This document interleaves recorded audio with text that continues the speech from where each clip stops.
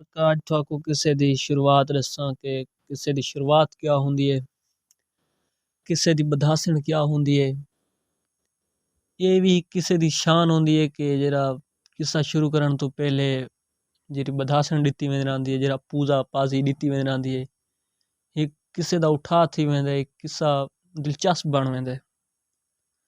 तां ओ बधासण है कि किस्सा सोली मर गया पोली, पोलियां दी पान चागे दिरखान, दिरखान दी दुई चागे चड़ोई, चड़ोई दा भात चा गया झत, झत दा टुक्कड़ चा गया कुक्कड़, कुक्कड़ दे दाने चा गए मुहाने, मुहानियां दी बेड़ी चा गई रेड़ी, रेड़ी दे पीते चा गए जीते, जीतियां दे अंडे चा गए बस दे बंदे ते थी गए अंधे। मर का ये किसे दी बधासण, ये किसे दी शान है। अगर किसे तो पहले ये चीज़ न सुनाई वंजे न लई वंजे तो किसे ही पूरा नहीं थींदा।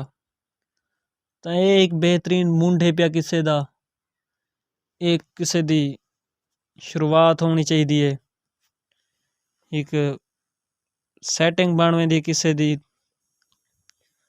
लिहाजा किसे तो पहले ये आखना सुनावना लाजमी है।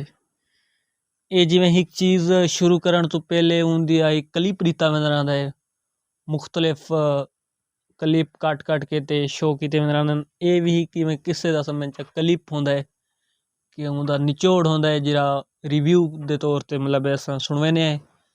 तां किसे दे शुरू करन तो पहले ये चीज़ सुनावना ही किसे दी वखरी अपनी पहचान बन वेंदी है।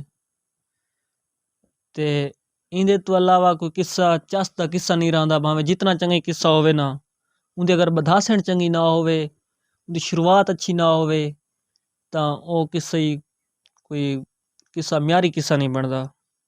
तो लिहाजा हर किस्से दी शुरुआत होंदी है, एक बधासण होंदी है जेरी दित्ती वेंदी रहंदी है, ओ तुहाक मैं सुना दित्ती है। तो लिहाजा एक किस्सा शुरू करन तो पहले ये बधासण होना ही लाजमी है।